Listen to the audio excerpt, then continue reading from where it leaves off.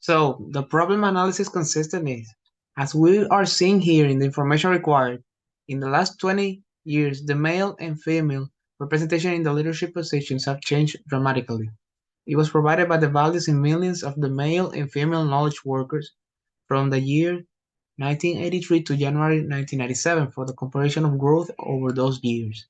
We are having to expect to obtain the growth rates from 1983 to 1997 for us to compare which one is larger and have the predicted future growth made by the equations that are obtained from the data that was provided. If the females and male workers can be the same after all, then we will determine if the predictions match with the actual values in the data provided. Yeah. Hello, this is the AP3 Knowledge Workers. I'm Walter Brito Beato, Ariel Cineas here, Lucas Calderon, and Carla Ruiz. The table of contents is the problem analysis, methodology, solution, and conclusion. So the methodology here that's going to be explained by Ariel, that was the data given. Our first step in our methodology plan refers to we need to find the logarithmic equation that shows the number of males and females where x equal 0 represents 1980. We will use Excel or Google Sheets, import the data, make line charts, and then retrieve the trend line as a logarithmic equation for males and females.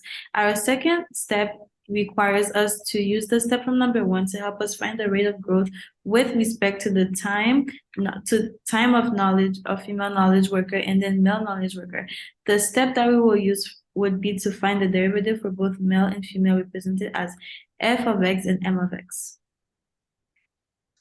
Our third step requires us to compare two rates of growth in the year 2000 and determine which rate is larger. We will use the derivative of the second equation to solve this problem. We need to plug x equal 20 to the derivative to find the answer to the solution. Based on the answer, we will be able to determine if it is the females or the males that had a greater increase throughout the years. Our fourth step requires us to equalize both logarithmic equations to determine if the number of knowledge workers for men and women would be equal at some point in time.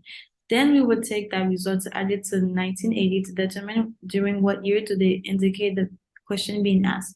Our final step is to research this topic on the internet to determine whether the trends of our models are supported by current data, basically to see if what we got from our calculations is correctly valid. So in the solution for question number 1, we found the logarithmic equations for female workers and the male workers present here. And it's also the graphs that were made. The solution for number 2 was to find the first derivative for both equations. For female was 5.12 over x, and for male was 2.77 over x.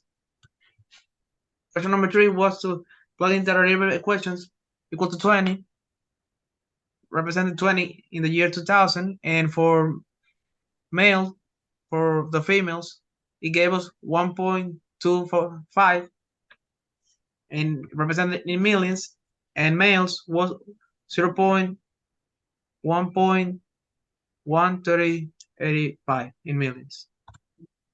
The solution for question 4 was to evaluate the fx equals to mx. We plug it in, pass it to the other side with like terms, and gave us 25.71.